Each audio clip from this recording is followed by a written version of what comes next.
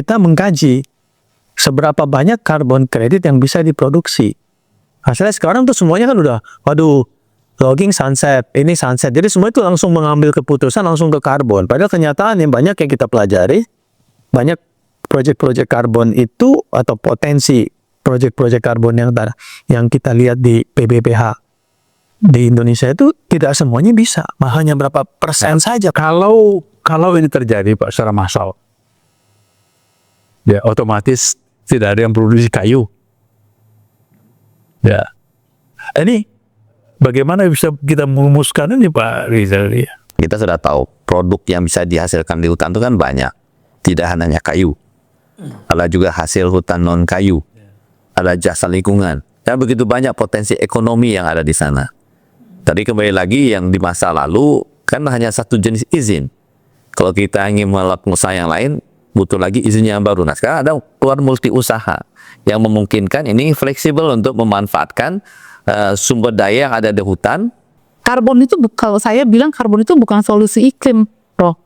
Karbon itu instrumen pasar melalui mekanisme pasar dengan komoditi karbon. Tetapi kalau kembali ke tingkat pengelolaannya dengan pendekatan landscape misalnya, itu semua harus ada kok. Suara dari Rimba. Di sini kita tak sekadar bicara tentang pohon dan satwa, tetapi juga tentang politik hijau, ekonomi karbon, konflik lahan, dan masa depan peradaban yang berpihak pada alam. Forest for Life Indonesia mempersembahkan Suara dari Rimba. Satu-satunya kanal podcast yang mengupas seputar dunia kehutanan Indonesia. Pemirsa, kembali kita berjumpa lagi di kanal Suara dari Rimba. Kanal yang mengkhususkan membicarakan, menyoal tentang hutan dan kehutanan, karena kita tahu bahwa hutan adalah penyangga kehidupan. Pagi hari ini kita akan berbicara soal karbon, wujud yang tidak berwujud, ya, tapi menyentuh semua kehidupan. Kita tahu bahwa karbon merupakan satu entitas ekonomi yang bisa kita perdebatkan. Nah, isu yang berkaitan dengan kehutanan, apakah karbon ini penyelamat hutan atau hanya menunda kehancuran hutan? Akhir-akhir ini kita tahu bahwa kayu itu semakin menurun. Usaha-usaha kehutanan boleh dikatakan sunset. Nah, banyak yang mengira bahwa karbon adalah alternatif yang bisa menyelamatkan hutan. Oleh karena itu, ada semacam gerakan yang cukup besar di publik. Pengusaha-pengusaha kayu mencoba men-shift usaha mereka dari kayu ke non-kayu, quote unquote karbon. Nah, pemirsa, untuk membahas lebih jauh tentang ini, kami telah mengundang 3 narasumber yang sangat punya kompetensi untuk membicarakan hari ini. Pertama, kami memperkenalkan Bapak Profesor Rizal Dibur. Beliau adalah ahli perubahan iklim, guru besar di IPB University, dan juga ikut aktif dalam proses perumusan regulasi terkait dengan karbon. Yang kedua, ada Ibu Diah Surendreja. Beliau pemerhati kebijakan publik, tata kelola karbon, dan bagaimana posisi Indonesia dalam konteks karbon. Yang ketiga, saya menggunakan Pak Darsono Hartono. Beliau orang yang cukup punya pengalaman dalam perdagangan karbon, yang saya amati hampir 20 tahun, Pak, ya. Dan beliau juga perusahaannya sudah internasionalnya well now, ya, untuk perdagangan karbon. Nah, kita ingin mendengar pengalaman beliau ya di tataran karbon bisnis ini. Bapak, Ibu, dan teman-teman sekalian, kondisi ekonomi mulai berjalan normal. Tapi pertengahan ini, namun kita melihat belum pulih sebelumnya. Ada yang menarik bahwa banyak perusahaan-perusahaan konsesi hutan yang menghentikan kegiatannya. Malah operasi di lapangan dan mereka merelakan sertifikasi FSC dicabut. Ini suatu kalau saya melihat suatu kemunduran. Nah, ada keinginan shifting usaha dari kayu dan non-kayu. Nah, sebagai ahli di dalam perubahan iklim, dengan isunya karbon ini, saya ingin tanggapan Pak Rizaldi, apa yang terjadi di publik sebenarnya, sehingga ada keinginan besar mengalokasikan atau men-shifting kegiatan usaha dari kayu dan non-kayu, quote-unquote, karbon. Terima kasih.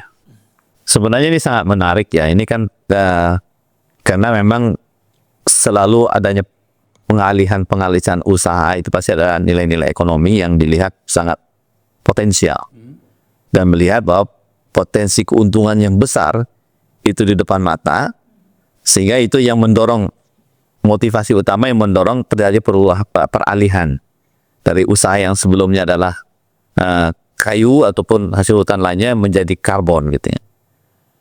Tentu kalau kita balik ke filosofi dasar ya tentang isu masalah karbon ini, sebenarnya kita memahami satu konsep bahwa penurunan emisi ya, jadi itu sebenarnya dampak dari perbaikan yang dilakukan. Jadi perbaikan yang sangat mendasar dilakukan dalam sistem pengelolaan sumber daya hutan kita. Bukan berarti stop melakukan penghasil kayu, bukan stop memproduksi yang lain, tidak demikian. Jadi bagaimana kita beralih dari pola-pola biasa yang memang tidak sustainable, itu menjadi sustainable, dan dengan berlarinya pola-pola perusahaan kayak begitu, itu akan menghasilkan emission reduction, bukan merubah. Coba dibayangkan, namanya biasa kayu nih. Lalu dia stop, berubah. Demand kayu kan masih ada. Nanti kalau sudah di stop, akan terus supply, berlaku lagi hukum ekonomi. Nanti demandnya tinggi, akan terjadi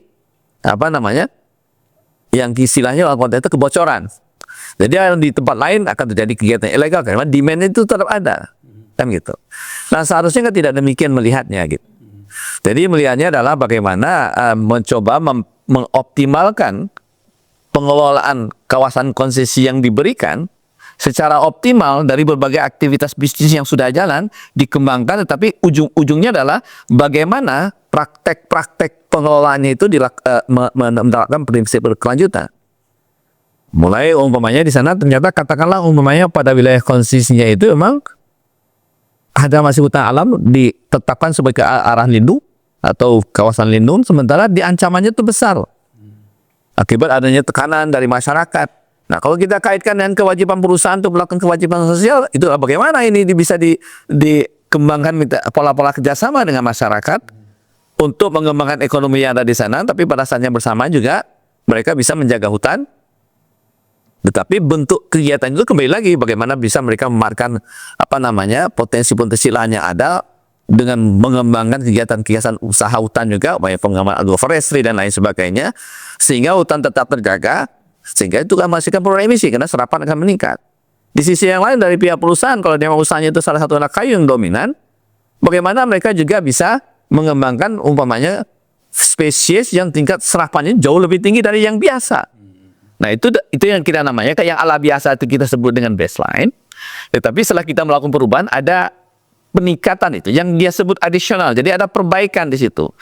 Nah, dengan cara yang demikian melihatnya, maka setiap upaya-upaya yang dilakukan itu akan berdampak kepada meningkatnya kinerja kita selama ini dalam mengelola hutan. Hutan semakin terjaga, maka dari sana dampak langsungnya adalah menurun emisi. Di sisi yang lain, ekonomi juga bertambah gitu. Nah, hal yang semacam ini yang seharusnya dicamkan gitu. Menarik, Pak Dedi.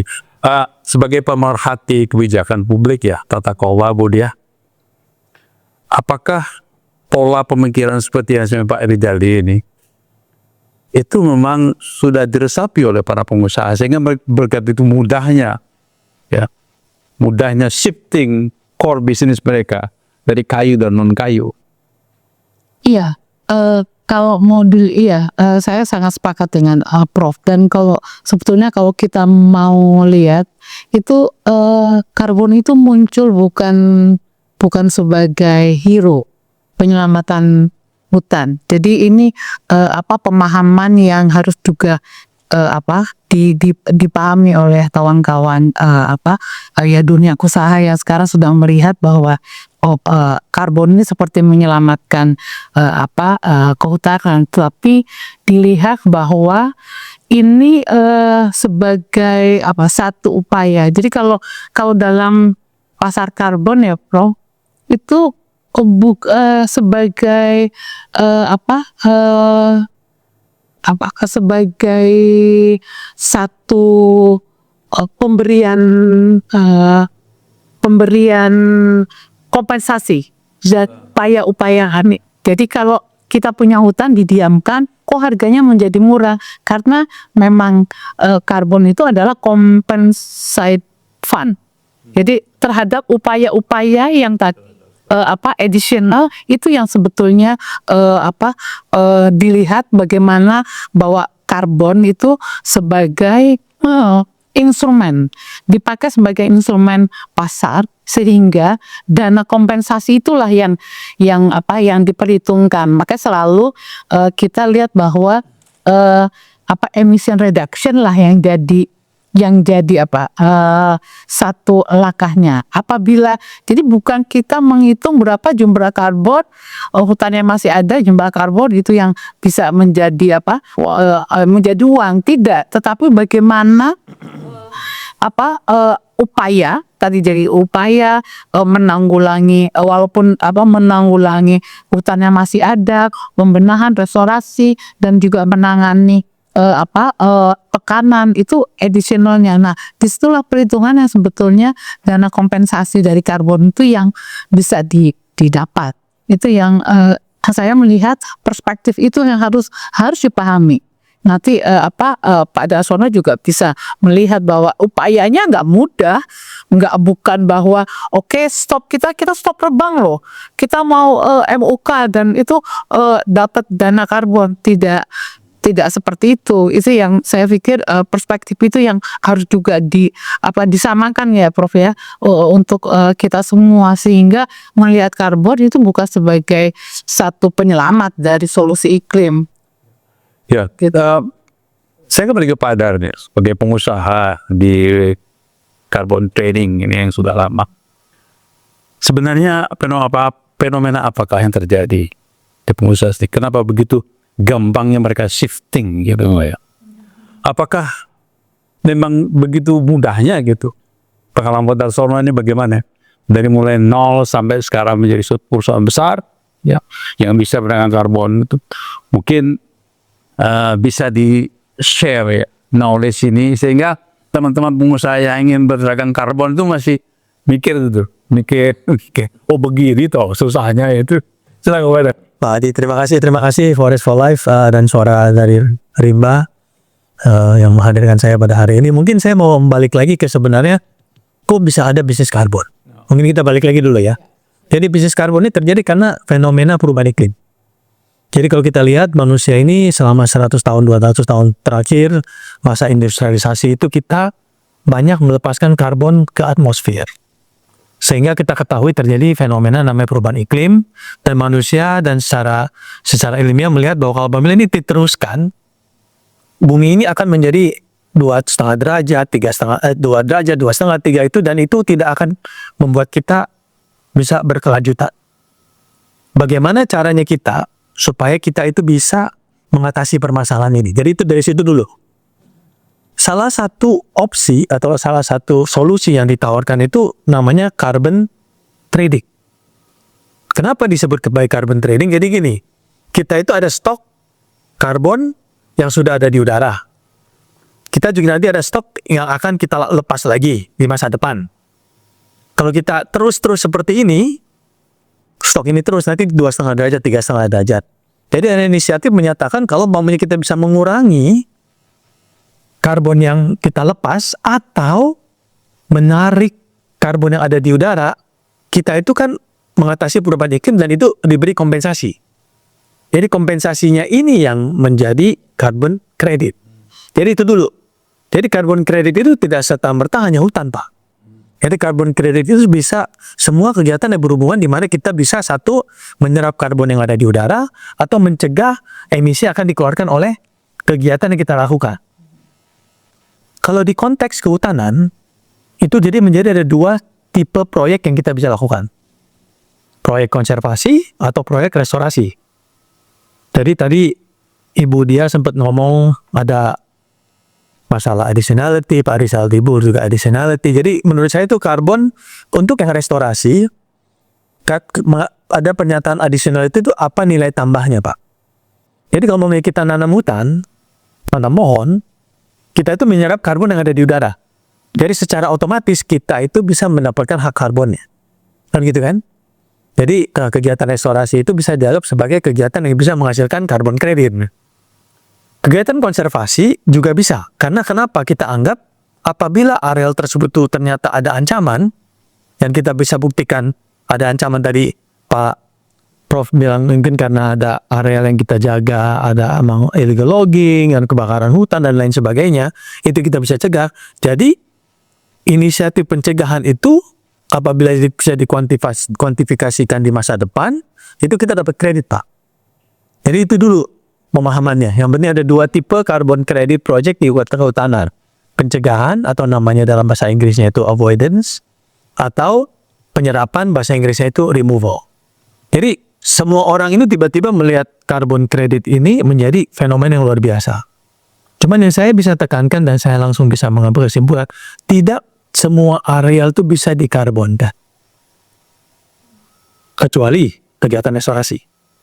Ya, jadi kalau kita ngomong kegiatan restorasi itu ya pasti, karena kan itu dengan pohonnya tumbuh menyerap karbon dan dapat karbon kredit. Untuk kegiatan konservasi, tidak semua areal tuh bisa mendapatkan nilai ekonomi yang sama. Karena itu harus berdasarkan ancaman. Jadi ada beberapa prinsip dasar yang harus kita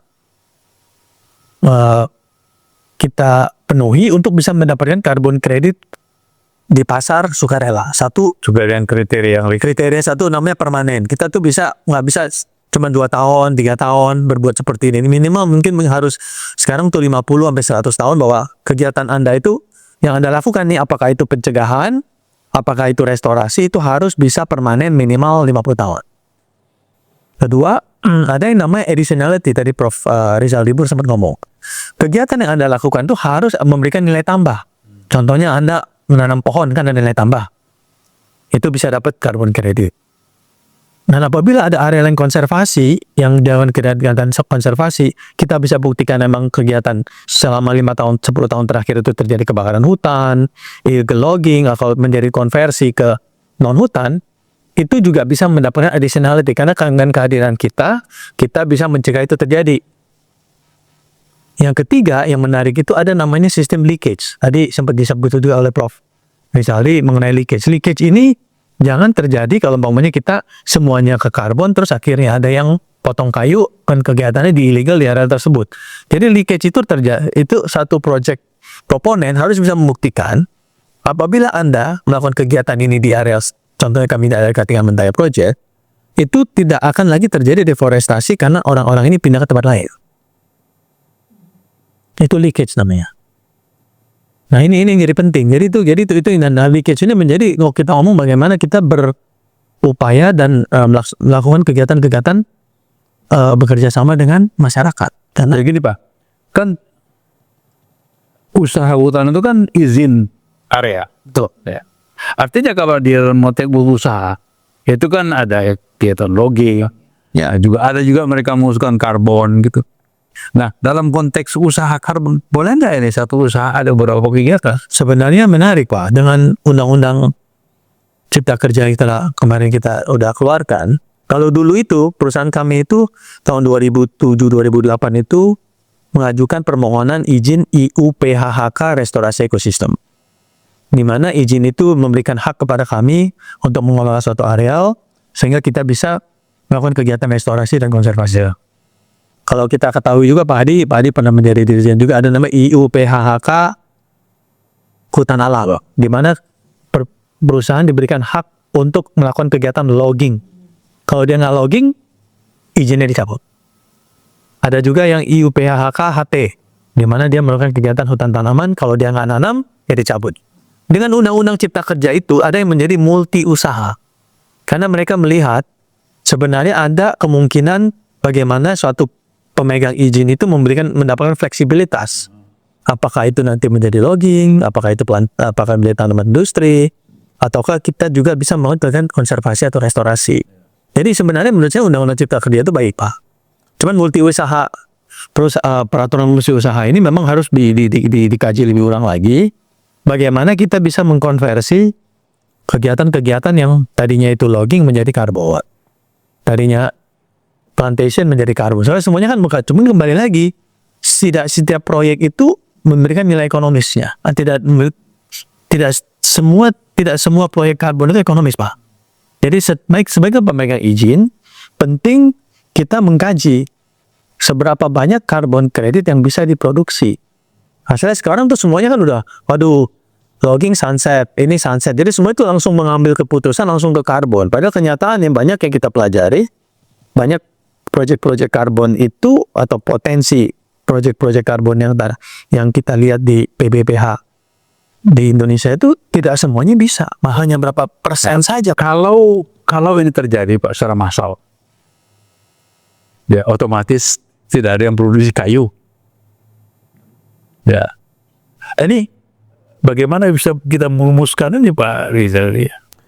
Jadi kan kalau kita balik ya ke dalam konsep dasar ya terkait dengan masalah pengelolaan sumber daya hutan kita, dan kita sudah tahu produk yang bisa dihasilkan di hutan itu kan banyak, tidak hanya kayu, ada juga hasil hutan non kayu, ada jasa lingkungan, dan begitu banyak potensi ekonomi yang ada di sana. Tadi kembali lagi yang di masa lalu kan hanya satu jenis izin. Kalau kita ingin melakukan usaha yang lain, butuh lagi izinnya yang baru. Nah sekarang ada keluar multi usaha yang memungkinkan ini fleksibel untuk memanfaatkan sumber daya yang ada di hutan yang bisa menghasilkan nilai ekonomi dan sekaligus juga berkelanjutan, dan tentu dalam konteks ini itu bisa menjaga integritas lingkungan yang ada di dalam konsesinya. Jadi sebenarnya kalau balik ke Pak Ando tadi, sebenarnya ini adalah potensi yang sangat besar sebenarnya untuk bisa melakukan diversifikasi kegiatan ekonomi yang ada di dalam konsesinya gitu. Jadi kalau seandainya beralih dan ini konsep pemahaman ini tidak dibangun, bahayanya sangat besar. Kenapa? Katakanlah itu stop semua. Apa memang bisa di stop dalam konteks realitas? Semua bayangkan tidak lagi ada produksi kayu. Dari kayu kita tetap perlu, dari mana datangnya? Nah, sekarang ini memang dalam konteks dunia global, hutan alam itu fungsinya itu tidak banyak sekali. Tidak hanya dalam konteks biodiversity, termasuk juga regulator iklim. Bisa dibayangkan secara sederhana, kalau hutan alam ini kita tebang 100 hektar, itu akan mempengaruhi pola-pola tekanan udara di atmosfer kita. Kenapa demikian? Bisa dibayangkan hutan alam ini kan mempunyai biomas yang sangat besar. 1 hektar itu bisa sampai 250 ton karbon yang bisa itu setara sekitar 500 ton biomas. Bisa Bapak bayangkan 500 ton biomas. Semua benda yang ada di alam ini kan butuh energi yang disampaikan itu kan pasti dimanfaatkan untuk memanaskan. Nah, energi yang sampai itu yang kita sebut dengan radiasi neto, yang sebagian dipantulkan itu digunakan untuk memanaskan udara, memanaskan permukaan, dan untuk penguapan. 3 itu. Coba bayangkan kalau hutan ditebang, biomas ini mampu menyerap berapa banyak panas, Pak? Nggak ada lagi ya. Itu nggak ada. Ke permukaan tanah itu sedikit ya. Dia akan lepas lagi. Sebagian besar akan pergi untuk memanaskan udara kita. Maka itu kalau hutan hilang terasa kan kita gerah. Kalau kita dekat hutan, ada lagi danau di sana, masih sejuk, nyaman. Gitu. Memang itulah bagaimana alam ini mengatur gitu ya. Nah, kalau bisa dibayang, jadi itu dari kalau hutan itu tidak ada, bisa dibayangkan iklim kita juga akan mengalami perubahan. Kenapa? Karena radiasi datang itu akan mempengaruhi permukaan, pemanasan permukaan itu juga akan mempengaruhi tekanan atmosfer yang ada di atasnya. Kalau suatu permukaan itu terlalu dipanas secara efektif, tidak ada yang menyerap, itu akan menyebabkan tekanan udaranya rendah di atas, ekstrim. Kita tahu udara itu bergerak dari tekanan tinggi ke tekanan rendah. Bisa dibayangkan kalau banyak yang hilang, itu akan terjadi iklim yang semakin tidak menentu. Nah, itu baru itu sederhananya ya. Jadi kalau dalam konteks tadi, kalau konteksnya tadi apa namanya masalah beralih semuanya tidak ada penebangan kayu, tadi ancaman leakage itu pasti akan terjadi karena demandnya ada di situ. Kan nggak mungkin kita tidak. Salah satu caranya adalah bagaimana kita bisa menyelamatkan hutan alam. Ya kita harus cepat membangun hutan tanaman. Bagaimana hutan tanaman dibangun? Bangunlah pada area-area yang memang sudah tidak ada hutannya. Nah, itu kebijakan kita sebenarnya udah arah sana, gitu kan. Tetapi hal yang terjadi di lapangan ya seringkali juga tidak seperti yang kita harapkan, gitu. Saya menarik bayar kata Pak Rizal sih. Begitu bahayanya kalau hutan tidak ada. Nah, Budia sebagai pengamat kebijakan publik nih, apa sih yang salah sebenarnya? Kenapa kok enggan ya berdagang kayu gitu? Apakah mereka shifting dari kayu ke non kayu, katakanlah karbon itu bisa menyelamatkan hutan ke depan? Atau hanya sebagai Kita komoditas ekonomi yang sementara saja? ya kita kan masih punya masalah besar dalam kelola kehutanan. Itu governance kita harus akui. Jadi bukan hanya masalah tumpang tindih, masalah tenurial, masalah juga bagaimana deforestasi terjadi. Bukan tidak disengaja, tapi disengaja ya. Apa yang terjadi di Sumatera dan Aceh sekarang itu membuktikan sebetulnya kita punya persoalan dengan tata ruang dan kebijakan dari governance. Dan karbon itu bukan satu-satunya artinya solusi, artinya stop nebang pindah ke karbon. Karbon nggak bisa berdiri sendiri dengan seperti itu. Jadi saya melihat ini yang salah dalam pemahamannya. Persoalannya tetap kita punya masalah masih di tata kelola dan terutama di tata ruang. Jadi kalau mau lihat kembali lagi apa masalahnya yaitu kembali ke persoalan inti yang sekarang yang disentuh dengan Omnibus Law. Memang dulu awal kita punya harapan sebagai payung undang-undang, tapi turunannya kan tidak menerjemahkan itu. Turunannya masih akhirnya membuat scatter kebijakan, bahkan bahkan di lapangan perubahan dari alih fungsi misalnya itu kan siapa yang bisa menguasai itu kembali. Contoh bencana sekarang itu di Sumatera itu luar biasa. Padahal Sumatera itu tahun 2012 10 gubernur 4 menteri itu tanda tangan untuk Save Sumatera. Landasannya tata ruang. Kalau itu dilakukan karena roadmapnya sampai 2020 Prof.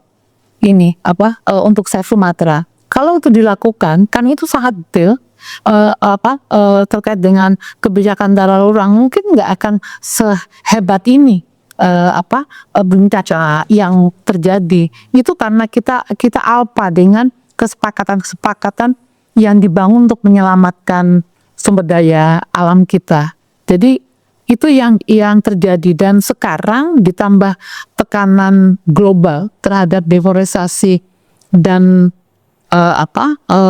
penurunan emisi yang dilakukan mau tidak mau melalui mekanisme pasar seperti karbon, itu tidak boleh meninggalkan yang yang saat ini harus dibenahi. Jadi karbon itu, kalau saya bilang karbon itu bukan solusi iklim, Bro. Karbon itu instrumen pasar. Kenapa? Dan itu instrumen pasar tadi, dana kompensasi yang diberikan melalui mekanisme pasar dengan komoditi karbon. Tetapi kalau kembali ke tingkat pengelolaannya dengan pendekatan landscape misalnya, Itu semua harus ada kok. Itu harus ditata, dan kembali lagi basisnya adalah tata ruang kita. Ya, tadi Pak Budia telah menyampaikan jelas gampang itu ya dari karbon. Nah, saya melihat ada keengganan ya pengusaha untuk main di kayu. Tentunya ada kesalahan kebijakan. Kenapa pemerintah tidak encourage untuk bisa kayu dunia, permintaan dunia meningkat. Itu fakta yang kita lihat. Tapi kalau kita melihat produksi kayu di Indonesia makin lama makin turun. Pak Darsono bisa melihat ya kenapa kok ada gejala-gejala penurunan ya kayu di samping Pak Darsono banyak kecil menghirup karbon ini. Kalau saya bukan ahli kayu, jadi saya tidak bisa menjawab Pak Hadi. Cuman bagi saya karbon ini bukan solusi satu-satunya. Jadi kalau mau kita ngomong tadi Pak Rizal Dibul, Pak Prof bilang itu ada namanya jasa lingkungan. Jadi sebenarnya kalau kita ngomong itu karbon itu adalah jasa lingkungan yang diberikan oleh alam kepada dunia. Apabila kita bisa menjaga atau merestorasikannya, kan gitu kan? Jadi menurut saya itu yang harus dipahami oleh perusahaan-perusahaan atau pengusaha-pengusaha yang ingin masuk ke karbon itu, kembali lagi semua itu memang harus tergantung terhadap pasar, Pak. Di pasar di harga tertentu, proyek tertentu bisa. Di harga $2 per ton, banyak proyek yang di Indonesia tidak bisa. Di harga $5 per ton, sekarang harga pasar segitu, mungkin hanya sebagian. Di harga $10 bisa sekian. Cuman orang tuh bisa, banyak yang euforia ini merasa, oh, ini harga bisa jadi 100. Ya. Kalau 100 saya mau kerjain semua kan gitu kan. Cuma kenyataan nih kalau kita lihat itu tidak segampang itu, Pak. Ya, jadi gini, saya melihat bahwa Kalau umpamanya ada harapan yang bilang ini harga 100, semua orang ya dikarbonin aja kan gitu kan. Nah dulu juga saya yakin di zaman kayu kan gitu kan, wah kayu harganya bakal naik, ya udah kita ke kayu. Jadi cuman harus kita tekankan juga yang namanya dari 2 ke 5, 5 ke 10, 5 ke 100 itu jauh Pak kita ngomong. Jadi kalau kita ngomong persentase dari hutan-hutan di Indonesia yang bisa dikarbonkan itu sangat berbeda apabila di harga $2, di $5, 10 dan 100. Nah ini harus ditanamkan dulu. Jangan semuanya pikir, oh ini udah 100 aja, kenyataannya belum pernah kejadian 100. Jadi saya ingin tekankan juga ke teman-teman di pengusaha itu, boleh optimis. Cuman kan harus realis juga gitu loh. Soalnya kenapa yang saya ingin lakukan? Begitu Anda udah ke karbon, Anda tidak bisa balik lagi ke kayu. Nggak serta-merta langsung mau karbon terus bolak-balik itu nggak bisa Pak. Bisnisnya agak menarik, karena karbon ini kan market driven. Ya kan? Nah, market driven itu kan pengusaha harus kredibel, akuntabel dan segala macam. Di sisi lain kita masih melihat tata kelola yang masih tata kelola hutan. Iya kan. Nah ini Pak Darsono pengalamannya dari mulai bisa membangun tata kelola hutan yang begitu baik sehingga recognize bahwa perusahaan Pak Darsono ini bisa terima market. Jadi kembali lagi semuanya itu karena ada niat baik antara saya sebagai pendiri PT Rimba Makmur Utama, saya dan Pak Rizal tuh punya niat baik Pak. Jadi kami melihat tuh banyak bagaimana kita bisa melakukan kegiatan yang satu inovatif, baru, dan kuncinya itu justru harus bisa memberdayakan masyarakat, karena masyarakat itu adalah kunci keberhasilan. Jadi semenjak waktu kita mulai RMU tahun 2007 itu emang udah seperti itu Pak. Waktu itu orang nggak ngerti karbon. Sekarang kan istilahnya karbon. Terus kan ada yang udah namanya istilahnya proyek solusi berbasis alam atau nature base gitu ya. Jadi bagi saya memang ini perjalanan yang luar biasa buat kami dari PT RMU dari tahun 2007 sampai sekarang. Cuman yang pasti kami waktu itu teorinya sebenarnya melihat bahwa lahan gambut itu lebih baik tuh dikonservasi daripada dibuka. Itu penting. Jadi kita harus tahu dulu nih. Makanya sekarang orang melihatnya di gambut atau di mangrove karena lahan pengalaman kita di tahun 97-98 dengan pembukaan lahan 1 juta hektar itu luar biasa Pak. Jadi makanya kita itu punya waktu saya dan Mas Rizal bikin proyek kayak Kartingan Mentai Pro itu udah sangat melihat bahwa itu penting untuk menjaga lahan gambut. Pembukaan masif lahan gambut itu bisa mengakibatkan fenomena perubahan iklim yang luar biasa. Nah, itu yang ingin kita buktikan. Jadi akhirnya terbukti sebagai proyek solusi berbasis alam yang paling besar di dunia, kami itu bisa akhirnya mencegah potensi-potensi emisi yang dalam setiap tahunnya berjuta tahun itu, Pak. Jadi harus ngerti dulu. Jadi kalau mau buat orang bisnis itu harus ngerti, kalau bahasa Inggrisnya itu value proposition-nya apa yang bisa ditawarkan oleh Anda sebagai pemegang izin. Kalau kenyataannya area itu hanya tidak ada deforestasi, kenyataannya daerah itu sangat rendah ancaman, mau dikarbonkan seperti apapun, walaupun punya reputasi yang sangat luar biasa, orang tidak akan beli, Pak. Jadi satu, untuk mendapatkan hasil karbon itu, satu perlu sangat clear pencegahan deforestasi dalam kegiatan konservasi itu seperti apa, dan dibangun dari bawah. Bagaimana kita bekerja sama dengan masyarakat. Jadi bukan hanya kita serta-merta punya izin karbon, terus habis itu bisa jualan karbon, Pak. Karena pembeli-pembeli karbon ini kan mereka mengetahui bahwa ini barang tidak berwujud. Seperti kalau kita ketahui kalau mau kita jual kayunya sampai, ya mereka ngerti gimana melihat kayunya, menimbang kayunya, masukin di dalam mesinnya, mereka bisa dapat nilai yang tambah. Kalau karbon ini karena tidak berwujud dalam hanya dalam bentuk sertifikat, semua kegiatan yang berhubungan dengan pemberdayaan masyarakat untuk mencegah leakage itu menjadi penting, Pak. Itulah makanya KMP itu sangat berhasil karena kami secara transparan 18 tahun terakhir ini bisa tunjukkan bahwa kami itu bekerja sama dengan masyarakat. Semua kegiatan-kegiatan itu harus masyarakat menjadi benar-benar menjadi subjek yang kita bisa libatkan, karena emang ujung-ujungnya keberhasilan suatu proyek karbon itu bukan hanya harus bisa melibatkan masyarakat, harus bisa membuat masyarakat menjadi bagian solusinya, Pak. Itu yang penting. Dan itu yang menurut saya kadang-kadang perusahaan-perusahaan itu belum melihat itu. Mereka baru melihat potensinya aja. Jadi kalau kita ngomong potensi sih bagus. Jadi ada potensi, terus ada juga bagaimana cara mengimplementasinya. Dan implementasi ini menurut saya itu sangat lebih susah daripada melihat potensi. Iya, sebenarnya itu menarik. Saya komentar. Ya, sudah kan? Jadi tadi misalnya masalah harga, Pak. Jadi sebenarnya karbon ini sama kayak makanan. Ya ada kualitas-kualitasnya gitu. Jadi kalau kualitas makanan itu rasanya ya tidak enak, kayak sebenarnya nggak pas, ya harganya murah.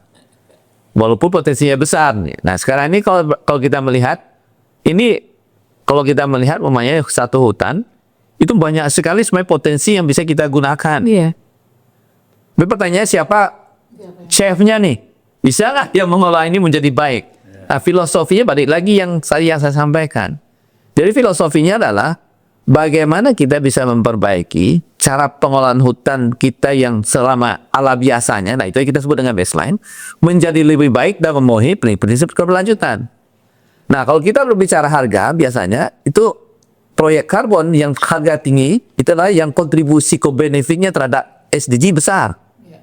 Tadi yang berubah masyarakat, pengetasan kemungkinan, mengatasi masalah food security, banyak sekali perbaikan tata air. Jadi kalau co-benefitnya itu banyak, harganya akan semakin tinggi. Gitu. Itu satu. Kemudian yang kedua, apakah bisa balik tadi yang disampaikan oleh balik dari kayu lalu balik ke sana. Nah sebenarnya kita melihatnya itu bagaimana kita akan melihat konsesi kita itu potensinya apa. Katakanlah satu konsesi sudah punya usaha kayu, ya sudah. Ada nggak upaya-upaya yang bisa kita lakukan untuk bisa memperbaiki cara produksi kayunya? Kalau konteksnya namanya tadi kayu, bisa masuk karbon kredit, kenapa tidak? Contohnya ada reduce impact logging, AFM. itu kan sustainable forest management. Ada, jadi artinya kalau selama persoalannya memang tidak mudahnya tadi, karena bisa tadi sampaikan beliau, ada satu aktivitas carbon credit potensinya itu bisa 10, bisa 5 tergantung. Nah itu tergantung lagi dari sistem bagaimana kita menetapkan baseline-nya. Nah ini jadi challenge lagi juga buat kita, seringkali ini yang menjadi kesulitan. Nah pemahaman-pemahaman yang semacam ini seringkali tidak dipahami dengan baik. Kalau dalam posisinya ada lagi wilayah yang tidak berhutan dimanfaatkan oleh masyarakat untuk kegiatan pertanian. Nah, konflik di situ. Sudah diberikan izin tapi tidak pernah dimanfaatkan. Karena ada masalah konflik. Kita semua sudah tahu isu yang demikian kan gitu. Tapi dengan multi usaha memungkinkan adanya kemitraan. Masyarakat tidak mau kayu, tapi bisa dikembangkan agroforestry. Nah, selama ini dalam konteks baseline-nya itu tidak pernah terpecahkan. Kenapa?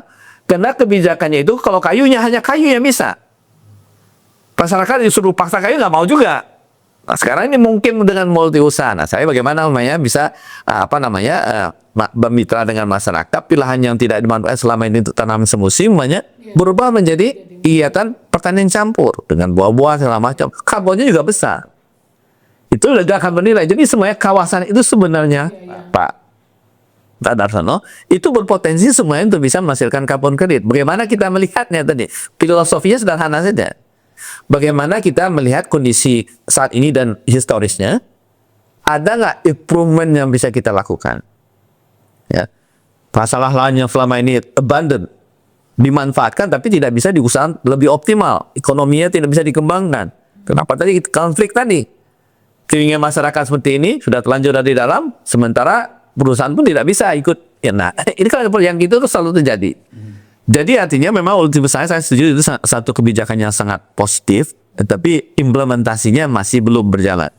Nah, butuh waktu memang, ya. Nah, benang merahnya sebetulnya dari filosofi yang tadi kami sampaikan oleh Prof. Rizaldi dengan saya melihat pengalaman di konsesinya Mas Darsono, saya pikir ini yang perlu publik pahami, Pak. Ya, saya melihat tadi konteks additional ya. Kalau restorasi jelas. Nah, konteks additional ini ya, dalam konteks tata kelola governance ya, itu kira-kira dari mana harus dimulai? Karena tidak terlibat tidak hanya pengusaha, tapi juga pemerintah juga terlibat. Iya, harus dimulainya sebetulnya karena sekarang kalau kita bicara karbon kan itu instrumen instrumen pasar perdagangan yang memaksa menerapkan filosofi dari apa yang disampaikan Prof. Rizaldi sehingga terbentuk yang pembelajaran dari Mas Darsono itu adalah apa? Perilaku produksinya yang berubah. Perilaku. Jadi kalau kita melihat sekarang semua dengan dengan carut marutnya tata kelola yang ada, memulainya dari mana? Kalau saya bilang saya masih punya harapan itu merubah mainstream para pelaku dalam konteks produksinya. Jadi tidak melihat per komoditi. Kayu jatuh tinggal kayu kita karbon. Enggak. Ini yang kenapa makanya keluar multi usaha kehutanan itu untuk mengakomodasikan pembenahan governance yang bisa dilakukan dengan pendekatan multi usaha kehutanan. Tetap intinya itu ada di pola perubahan perilaku produksinya, Pak. Ya. Jadi yang penting adalah bagaimana kita bisa merubah pola pikir, pola perilaku, sistem kelola. sistem pengelola sudah berubah. Jadi sekarang misalnya perubahan ke PDPH MPUKA kan yang penting dasarnya itu adalah perencanaan pengelolaannya untuk semua wilayah. Jadi bukan bahwa kita hanya mau serai atau serai dengan kayu bisa nggak dapat karbon. Bukan itu ya Pak. Jadi bukan basis komoditi tapi bagaimana perubahan perilaku penyiapan perencanaan pengelolaannya. Oke. Assuming bahwa itu sudah terjadi dan kita berharap itu akan terjadi dengan pola-pola multi usaha ya. Dan pemerintah juga sudah memfasilitasi ya. Ya. Kalau kita baca peraturan OJK maupun 14 tahun 2003 itu kan bukan main tuh. Nah, kira-kira apa yang harus disiapkan? Saya melihat ketidakadilan dalam konteks POJK ini. Nah, bagaimana masyarakat petani kecil yang sudah menerapkan katakanlah quote-unquote sustainable forest management itu bisa ikut dalam perdagangan karbon ini. Jadi tidak hanya sebagai objek, tapi juga mereka ikut. Kira-kira dalam konteks tata kelola hutan.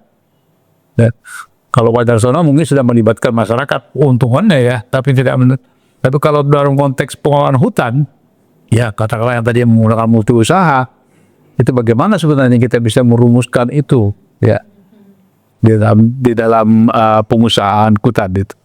Iya, kalau dari masyarakat kan sebetulnya pemerintah sudah memberikan peluang yang luar biasa dengan perhutanan sosial.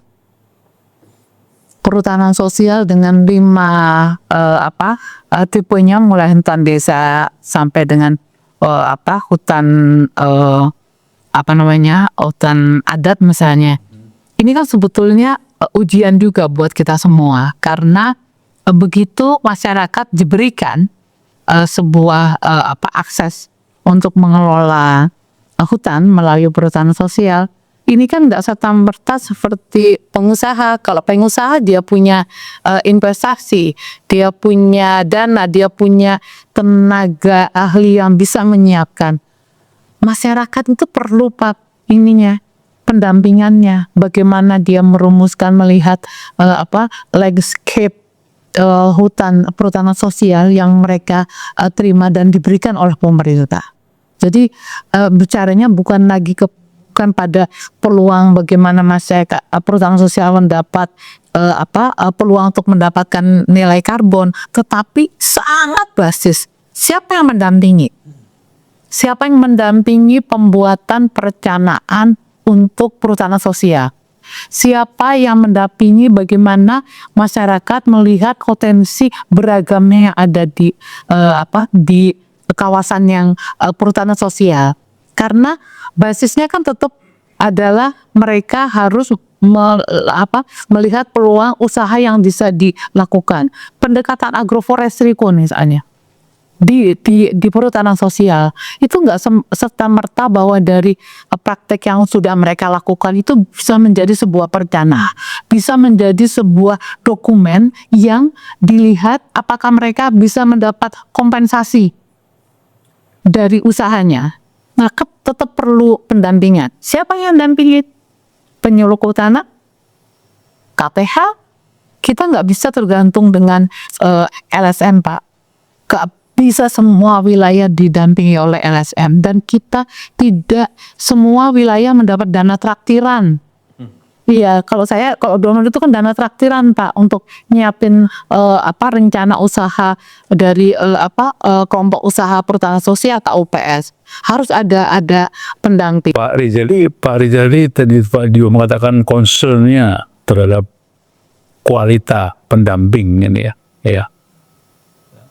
Kita tahu bahwa penyuluh kehutanan memang sudah kolaps dan sudah tidak ada ya. Dan itu juga salah satu faktor ya. Nah, pengalaman Pak Rizaldi selama ikut merumuskan kebijakan publik tentang karbon ini di pemerintah, ada nggak yang mengarah ke pemberdayaan masyarakat? Kalau saya sebenarnya bagaimana kita memanfaatkan kondisi kebijakan global dan juga bagaimana kita menerjemahkannya di tingkat nasional. Dan kalau kita lihat di kebijakan global ini ya, salah satu bentuk kesepakatan dunia adalah memberikan insentif bagi negara yang mampu menekan emisi dari deforestasi degradasi. Di situ adalah kita menghasilkan RBP, ya result based payment atau pembayaran berbasis kinerja. Nah sebenarnya kinerja, karena itu pendekatannya itu bukan pendekatan proyek, dia pendekatannya program. Jadi bagaimana pemerintah punya strategi nasional di dalam memperbaiki sistem pengelolaan hutan kita sehingga deforestasi bisa diminimalkan dan juga perbaikan hutan-hutan yang rusak juga bisa diperbesar. Itulah kinerja banyak pihak termasuk perusahaan dan lain sebagainya. Termasuk tadi komunitas yang Pak sampaikan tadi. Jadi ada masyarakat yang sudah menjaga hutannya, ini bisa nggak dia dapat insentif? Kan itu kan? Nah jadi sebenarnya dalam konteks ini bagaimana menekan distribusi of benefit diberikan gitu. Kan kinerja dari suatu negara kita sudah terima banyak uang nih, salah satunya ya, walaupun dalam konteks jumlah sebenarnya kalau suatu negara nggak terlalu besar, tapi itu ternyata cukup berpengaruh nyata terhadap perubahan yang terjadi di tingkat apa. Kalau distribusi dari benefit ini adil gitu. Nah kembali lagi nih, kalau kita lihat sekarang kan mekanisme yang ada kan diberikan ke provinsi. Nanti provinsi juga mengatur sendiri gitu kan. Nah hal yang semacam ini kan perlu kita lihat ya. Jadi sebenarnya apalagi sekarang sudah ada baru yang di Balem kemarin kan juga ada sustainable tropical forest finance gitu. Jadi dana abadi untuk hutan tropis. Karena memang target dunia ini Pak, hutan tropis seperti saya sampaikan tadi, nilai hutan ini sangat luar biasa di dalam menjaga lingkungan kita. Oleh karena itu dalam target dunia Pak, tahun 2035 itu harus free deforestation. Artinya Pak, tidak akan ada lagi konversi hutan alam, stop. Di 2030 targetnya net zero deforestation. Kalau net zero deforestation, kalau terjadi konversi masih bisa kompensasi dengan penanaman. Jadi tetap tidak ada penurunan luas hutan. Kedepannya tadi perdagangan karbon ini Pak, arahnya nanti itu avoid deforestation tidak akan masuk lagi. Semuanya adalah peningkatan atau restorasi. Ke sana arahnya bagaimana hutan ini semakin luas.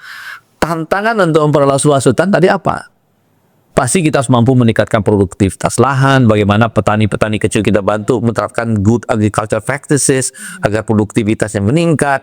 Kalau seandainya solusi berbasis alam berjalan dengan baik, layanan tata air semakin berkembang, bisa meningkatkan indeks penanaman, itu ujung-ujungnya banyak. Nah ini bagaimana ini bisa kita lihat ya, kalau kita berbicara tentang solusi berbasis alam, ujung-ujungnya mereka tata ruang. Ya kan ada RT KLHS yang harus dikerjakan. Ini bagaimana isu strategis ini dilihat di dalam proses penyusunan perencanaan tata ruang. Memang tidak bisa melihat kecil-kecil ya, karena ini memang naik ke atas. Kebijakan itu sebenarnya instrumennya sudah ada semua.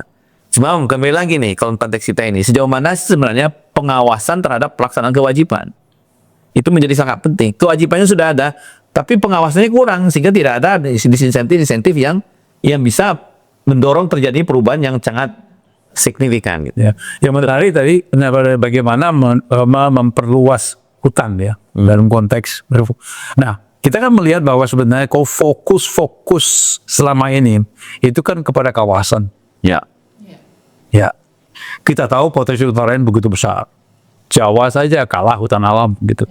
Nah, Budia sebagai pengamat, ini sebenarnya adakah niat pemerintah untuk bisa menaikkan level atau status kawan hutan raya ini menjadi suatu yang bisa mendapatkan hak kewajiban yang adil tadi.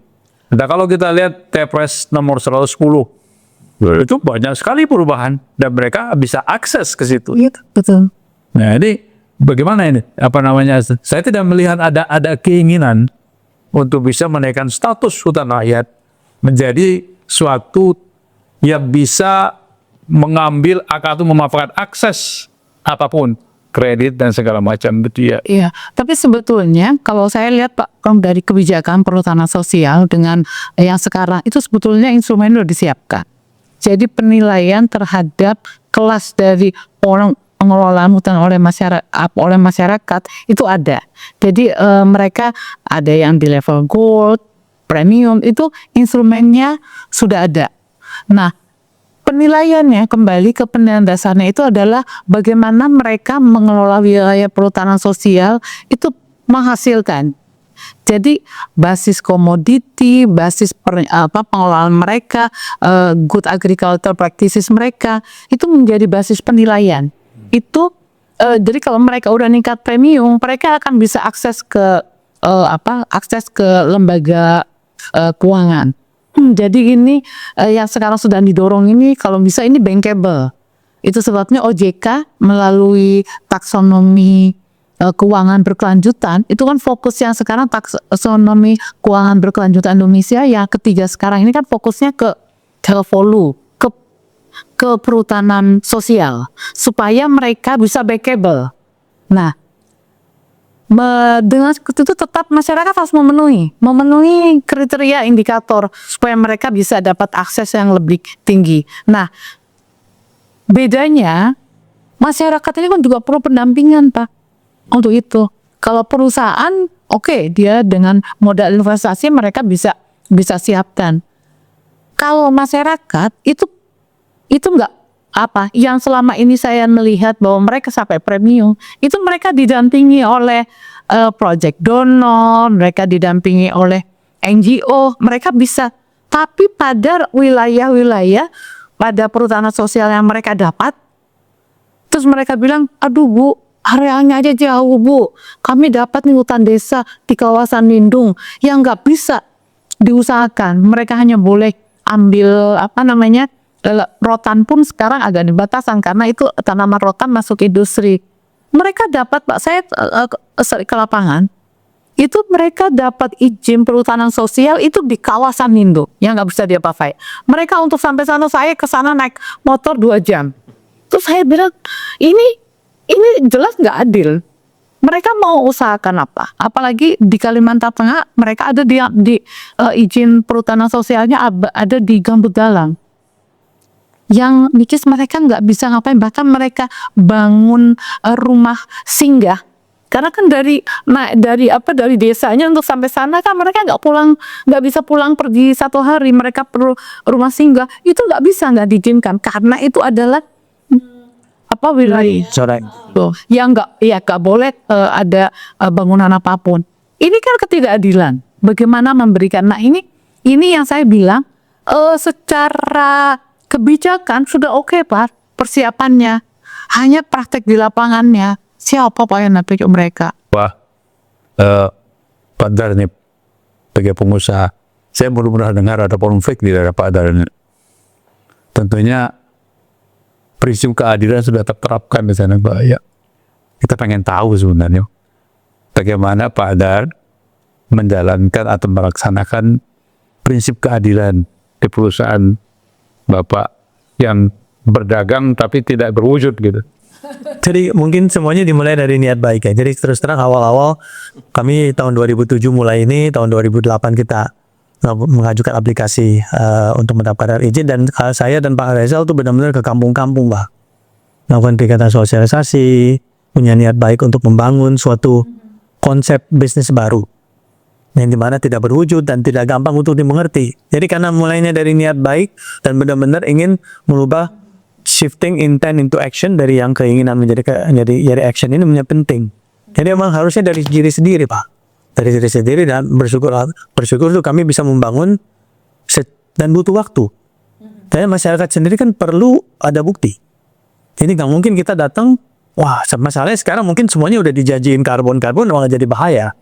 Ekspektasi menjadi terlalu tinggi. Waktu kami masuk itu kan kita bilang, yuk kita beresin apa, pemetaan partisipatif desa kita kerjakan, cari alternatif livelihood di luar kayu yang kita bisa lakukan. Jadi banyak yang kita identifikasi Pak. Jadi mungkin waktu itu karena orang nggak ada yang ngerti karbon dan ekspektasi karbon itu belum sangat tinggi, kami itu bisa berhasil. Sekarang orang kalau udah ngomong karbon Pak, pemerintah daerah, masyarakat, pemerintah pusat itu udah, wah ini luar biasa gitu. Jadi memang jadi kayak dapat curse ya, kalau bahasa Inggrisnya ada curse-nya juga. Cuma nggak apa-apa bagi saya, yang penting kita kerjakan aja Pak. Kita kerjakan dan mudah-mudahan RMU itu bisa menjadi contoh untuk perusahaan-perusahaan yang lain, sehingga kita itu bisa menjadi inspirasi untuk merubah. Karena kalau mau kita tidak merubah dari kita sendiri, ya siapa yang bisa lakukan ya? Desa-desanya didampingi Pak, didampingi. Artinya didampingi. Sudah, kalau menarik yang pertanyaan Pak Andi tadi dan menyinggung dulu Budi ya, kan isunya pendamping. Bagaimana pesannya Pak nih dalam mengembangkan pola-pola pendampingan yang dilakukan? Jadi awalnya kita juga bekerja sama dengan LSM Pak. Jadi semenjak itu belakangan karena kita udah langsung berinteraksi dengan masyarakat, ya udah. Jadi staff saya itu banyak udah benar-benar jadi pendamping masyarakat Pak. Jadi community organizer segala macam itu banyak, dan tantangannya masih banyak Pak. Apakah masih ada kegiatan-kegiatan yang ilegal? Ya pasti ada. Cuman bagi saya, selama kita bisa memonitor, kita bisa berkomunikasi, kita punya akses, dan masyarakat itu bisa diedukasi juga gitu loh. Jadi hal-hal kayak gitu, saya juga nggak bilang kita sempurna, cuma bagi saya yang penting dengan niat baik itu kita bisa melangkah, kita berkomunikasi, kita transparan, ya. Dan mudah-mudahan dari pengalaman-pengalaman itu dan dengan hasil dari karbon itu kita bisa bikin. Jadi contohnya kita bikin project namanya di Tamplas Pak. Jadi awalnya itu kita bikin ini digabung di bawah Katingan Mentaya Proyek. Kita tuh memproduksi ikan gabus menjadi albumin Pak. Bisa bayangkan di kampung itu kita mau bikin produksi yang orang tuh nggak ngebayangin. Nah ini menurut saya hal-hal yang bisa kita menjadi inovasi kalau kita tuh bisa mengoptimalkan pendanaan karbon. Jadi karbon itu jangan hanya mikir cuma dapat uangnya, justru kita bagaimana kita bisa menggunakan dana tersebut untuk bisa meningkatkan inovasi sehingga kita bisa membangun suatu desa yang benar-benar independen, desa yang bisa, ya, kan kalau kita selalu ketahui itu di desa itu permasalahannya selalu kan barangnya kita, jadi mereka tuh ada masalah ke akses ke pasar, akses ke keuangan, akses ke kapasitas, dan karena mereka tidak ada infrastrukturnya, contohnya kalau maunya areanya itu tengah-tengah, mereka itu mau produksi ikan itu kan mahal Pak untuk logistik. Jadi biaya logistik itu biasa menjadi kendala. Nah dengan kami bisa melakukan kegiatan hilirisasi ini, sehingga yang namanya albumin itu logistiknya itu biaya logistiknya itu tidak sebesar kalau namanya ikan nih, cuman bisa dikompensasi jauh lebih baik. Jadi kembali lagi itu nilai tambahnya kita mesti mikir. Jadi kalau mamanya untuk menjadi satu project karbon menjadi developer karbon yang baik, itu mesti mikir. Bukan hanya kita mendapatkan dana terus kita mensubsidi kegiatan masyarakat, justru kita harus membangun kemandirian masyarakatnya. Itu loh Pak Hadi. Menarik, Bapak sekalian, Ibu. Saya pikir banyak yang sudah kita diskusikan, mulai dari perusahaan kebijakan, ya, kemudian pengamat, kemudian pengalaman dari Pak Darsono, dan sudah banyak kita gali. Tapi saya masih berpendapat apa yang kita diskusikan ini masih di permukaan, masih banyak hal-hal yang perlu kita sinkronkan dan perlu kita gali lebih dalam pada episode yang akan datang. Pemirsa, sudah waktunya kita berpisah. Dan banyak hal yang sudah kita bicarakan dalam konteks karbon dan perdagangan karbon. Pada prinsipnya, karbon atau perdagangan karbon bukanlah satu-satunya jalan untuk menyelamatkan hutan.